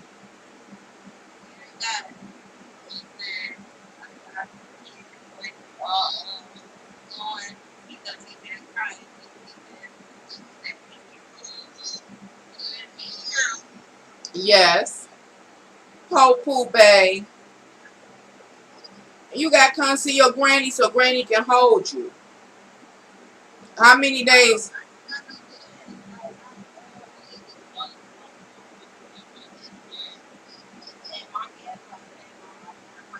Oh. Oh, Pooh, babe. Pooh, babe. You got to come over here with granny tomorrow. But tomorrow. Okay? Granny love you. I hate that you sick. Granny gonna go fight them. Huh?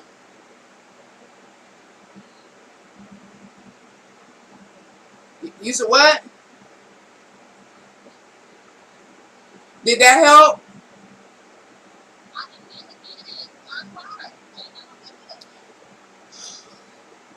Okay, okay. But she said it could.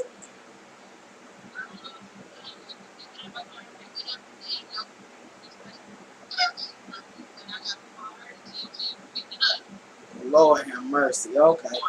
Well, have you talked to your sister today since they ain't called you? What your strap broke? What happened? He didn't rip it off you? Oh, I see. He really don't feel good. Huh? I don't know. We gotta see if you got the cash out card?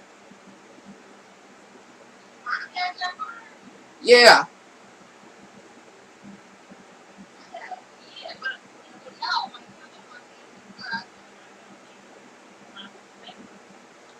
I know you ain't about to. Oh, well, okay. Well, let me call you back in a minute because I'm still live. And I don't trust them. That baby upset. All right. I'll call you back, Poupée. I'm sorry, y'all. I apologize. Real life. Okay. Moving forward and finishing citing what's on this evaluation list. It says, with the aforementioned in mind, what's in mind? What you may have witnessed, maybe petrifying or unsettling, or maybe you participated or you witnessed it, as well as your sense of self-worth and personal power. It says, with that aforementioned in mind, what is your emotional state now? Wow, really, do you feel emotionally secure and stable? It's time to evaluate that. This is not the first time to ask us who people that create humanity at a given time, to really look at your emotional state. They're saying, look at it. Because could you imagine if we about to go through 7 years tribulation period, if you ain't emotionally sound and stable, that could be a problem. So it says answer that. It says answer this. How do you feel? Are you emotionally secure after all you have experienced and witnessed? Do you feel secure in this world? Do you feel like you got a support system? Those kind of things. The next thing is think about each of your social partnerships to evaluate how you are as you interact within those various partnerships. What is it saying? Well, most of us have various or multiple, I'll say, partnerships or social interactions with others. You know, whether it's a mother, daughter, father, son, somebody in your, whomever in their boss, whomever in their kids, you and your neighbor. So it's different social exchanges that you have. It says look at yourself in a scenario with each of those people to see how you are and who you are. Remember, we're looking at your sense of self-worth and personal power. Are you cowing down to certain people? And if so, why? Are you an antagonist? You know, it's like understanding who you are in relationship to others. Because this could be a time, that you really have to stand up and assert yourself. That kind of thing. Let's see what else it says. It says, what you are looking for is your level of power or influence. What's this?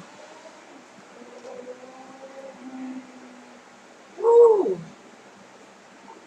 Persuasion others. What? I don't even know what I'm supposed to be writing here. Are you the leader, or are you the flunky, or are you the loner? Who are you in, these various scenarios? And I guess you're kind of looking for an average. Let's say intimately 10 people in your life you interact with. If you look at all 10 of them and you see primarily that you're the leader, then you're a leader. You got leadership skills and abilities and stuff like that. And you are an influencer. And understand that role has its it has its outcomes to it. Like I was talking about the fame and popularity curse. You know what I'm saying? So you have a responsibility, if you're going to be a leader, to be a righteous leader, a really hopeful leader, or the fame and popularity curse will befall you over the next 7 years. But if you're a loner, oh Lord, it's always a bug there, everywhere. God damn, excuse my language. Hell. I mean, it really feel like it's getting hot. I've been cool all day, but sweating. Maybe the coffee. So, okay. If you're a flunky, that means you don't stand up for yourself. You need to know this about yourself, because chances are during this time period you will be overtaken or manipulated into doing some transgression. Okay, anywho, just offering some extended examples. Oh my gosh. Okay, it says, the next one is, what do you do to try to bring or maintain peace and harmony to these various relations, with the hope that your life journey will be made easier or less eventful and stressful? So what do you do? If you're a flunky or somebody don't stand up for yourself, what are you doing? What are you bringing to the table? Are you not posing no opposition? Are you not giving it any advice? Are you, what are you doing? What are you bringing to the table?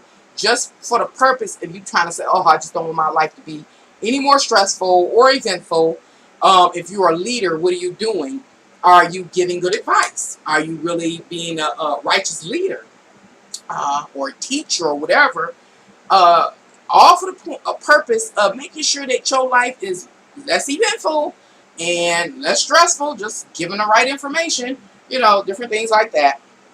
Okay. After that, still doing the evaluation, and I'm going to let y'all go because it's closing in on 2 hours. Enough is enough. I know. The next thing says, so, with whom and in which ways are you trying to balance the various relationships? Well, I might have not have wrote that too well. What did I mean with that? So, with whom, out of everybody, and in which way are you trying to balance the various relationships? With whom and in which way? I got an idea of what I was supposed to mean right in that little insert. It's like, what effort, not for your own purpose of just trying to make your life stress free, but literally as a contributor to our unfolding reality. What are you bringing to the table to make sure that we can facilitate a life of harmony from here on out? Are you, I don't know,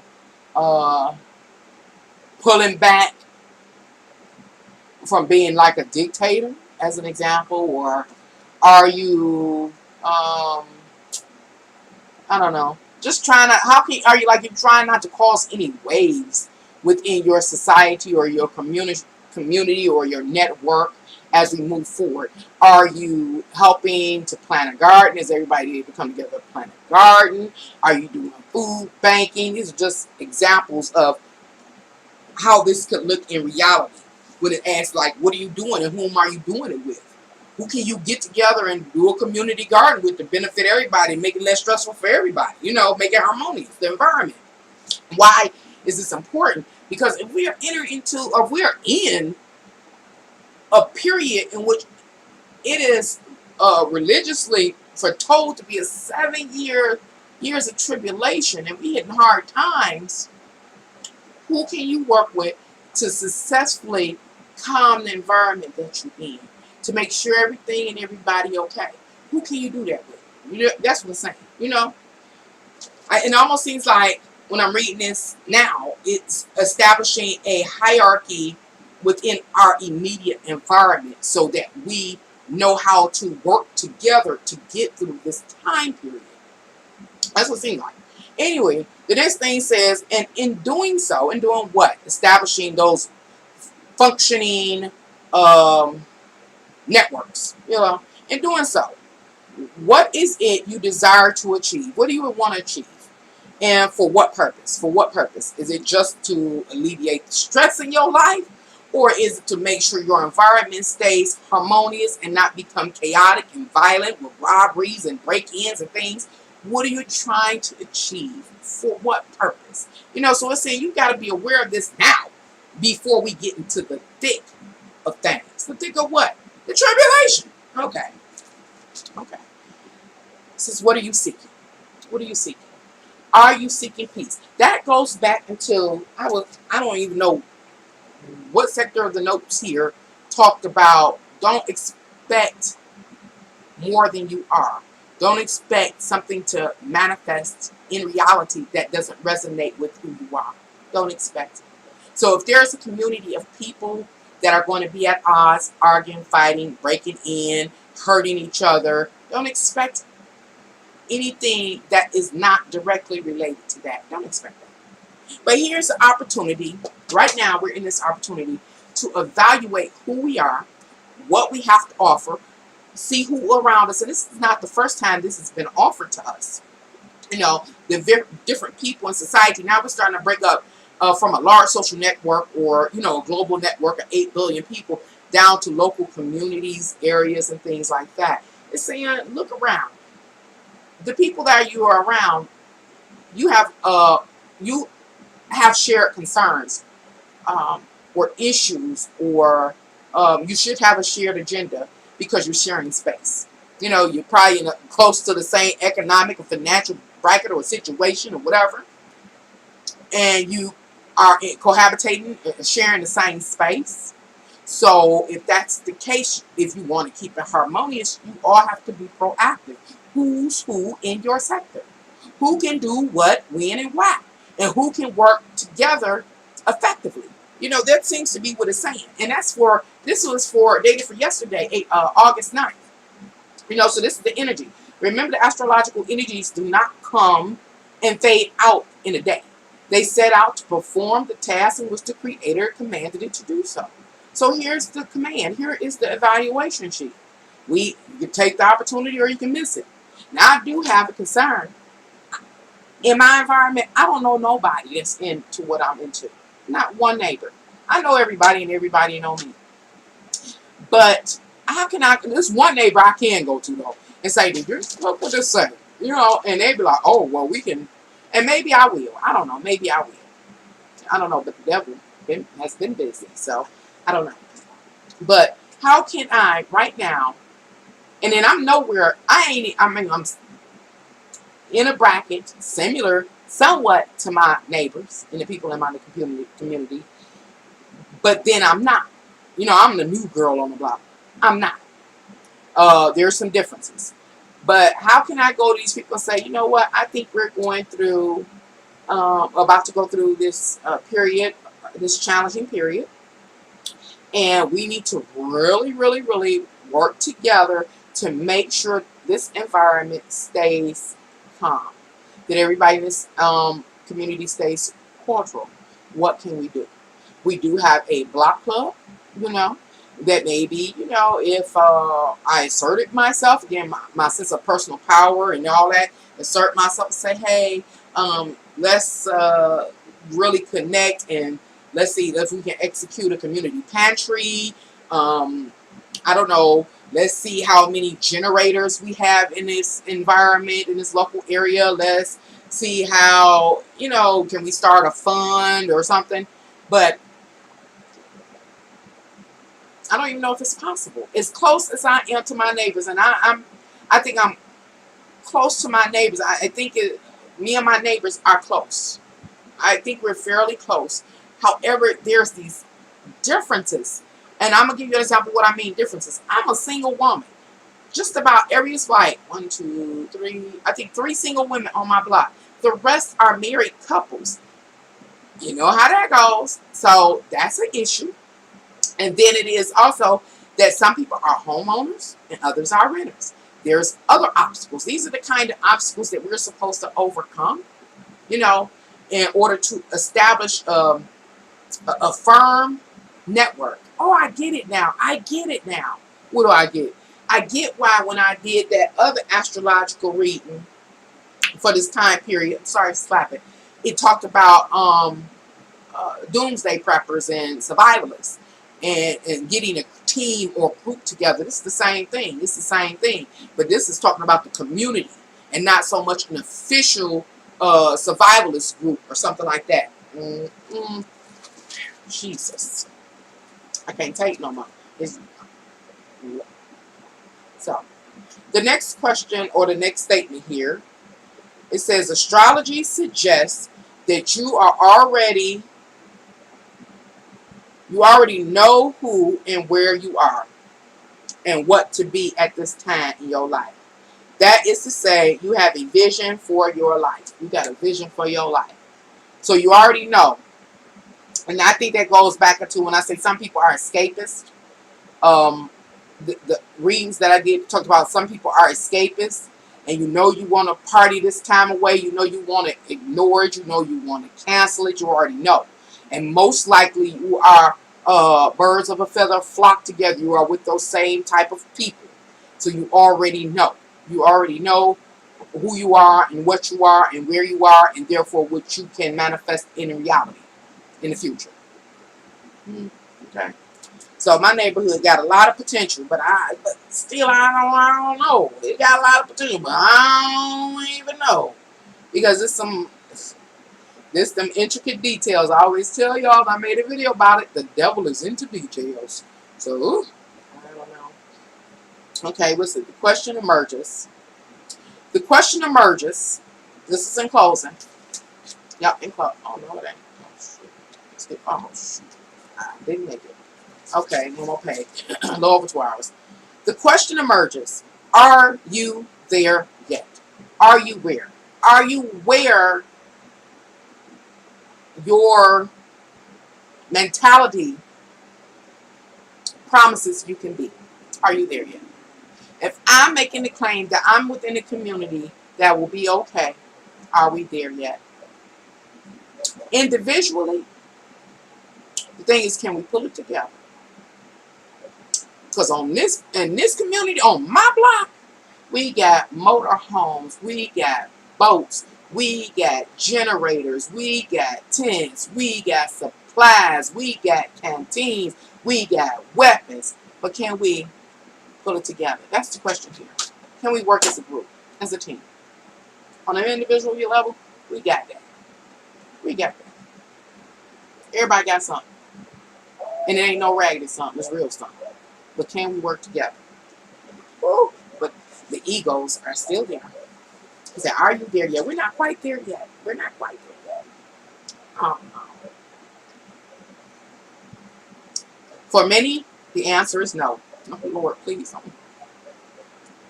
For many, the answer is no. They are not living out the vision they have for their life. So what are the actual details of your life? It's them details. Man, oh man, the devil's in the details. But me and my neighbors, that's something that I can honestly say, that we all know each other. We all have broke bread. We break bread with each other. We sit with each other. We look out for each other. But if times got real hard, I mean real challenging, could we, what do you call it, pool our resources, even with the differences we have? Like some people are married couples, some people are renters, other people homeowners, different things like that. Some folks got some fools in their family and others don't. We have different religious beliefs and things. Could we pool our resources? You know, individually, we could be okay. But as a group or a team, we would be strong. Can we pool our resources? See, me, things are so serious. No, I don't know if, I mean, everybody listens to me, but I don't know if they listen, but do they really take it to heart? I don't know. How do you have that flow organically? See, some people, some cultures, and I'm going to just point out the elephant in the room. Most Caucasians, not most, there are mostly Caucasians that are survivalists, doomsday preppers. They intentionally get together to create teams to work through difficult times. Can black people do it? I'm just wondering, can we do it? We live harmoniously just about every day. Every now and then it's something, but everybody, gives everybody their space and elbow room. We all take care of our property just about the same. We all got something to bring to the table. We do have some differences. But can we consciously and intentionally, this is my question for my work in my life, intentionally, even with my kids, even them, can we intentionally prepare for what is coming? Now that's scary. That was like, is you about to kill me? God, is you about to just kill me? Because even my own kids, my own kids, like I said, they don't want to listen to any, even the thought of something horrible happening. They don't want to listen. They cancel it. Cancel it.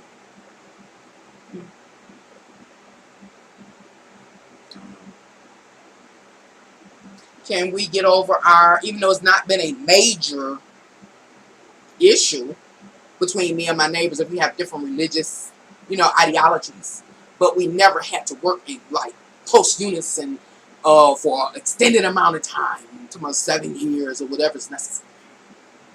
Can we get over for a common purpose, which is survival, trying to de-stress our environment, trying to keep it safe and bountiful,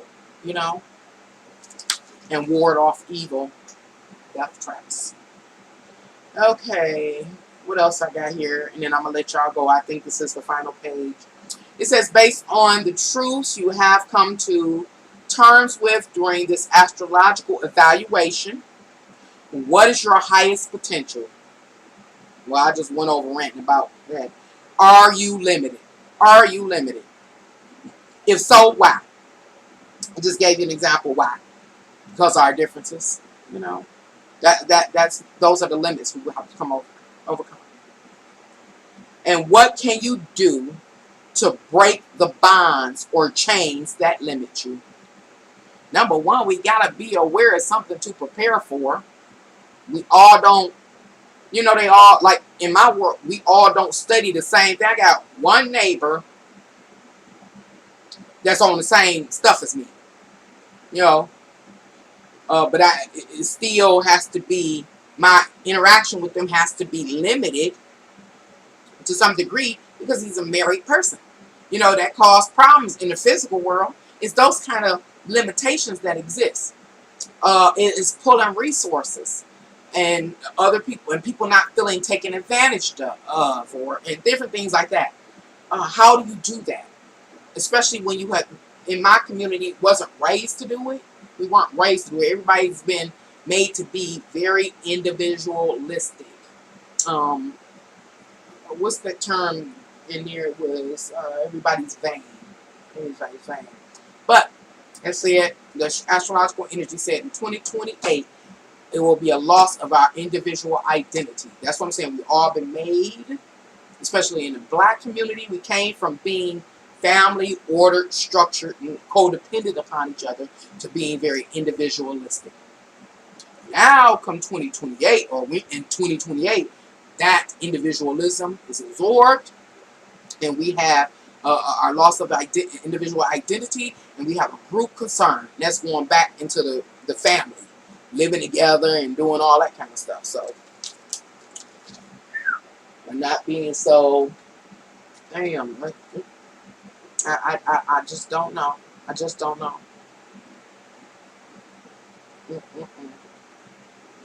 I don't know. Says you are unable to answer the aforementioned questions truthfully, then you cannot identify the source of the constraints that bind you. And you know very well that you are plagued with the spirit of uncertainty surrounding you, as well as your descendants' opportunity to have a future reality benefits you all.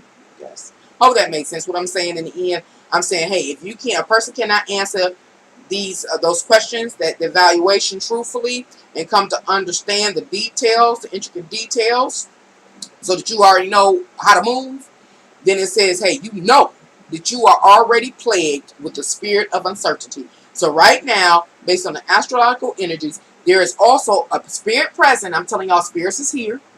And the spirit is the spirit of uncertainty. Unsure about tomorrow. Unsure about your sense of physical world of security and stability.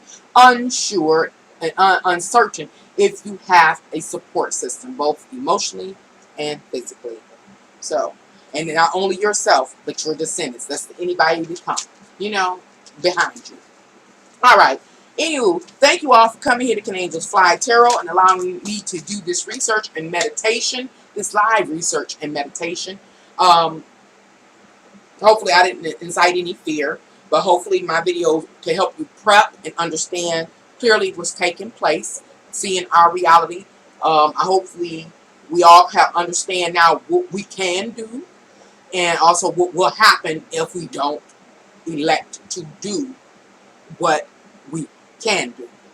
Hopefully you understand. Anywho, if you're ever interested in ordering your own personal tarot reading, you can do so by contacting me by email. My email is canangelsfly1@gmail.com. And if you're ever interested in supporting me and my work, you can do so by Cash Apping me. My Cash App is $Can Angels Fly Tarot. Until next time, bye.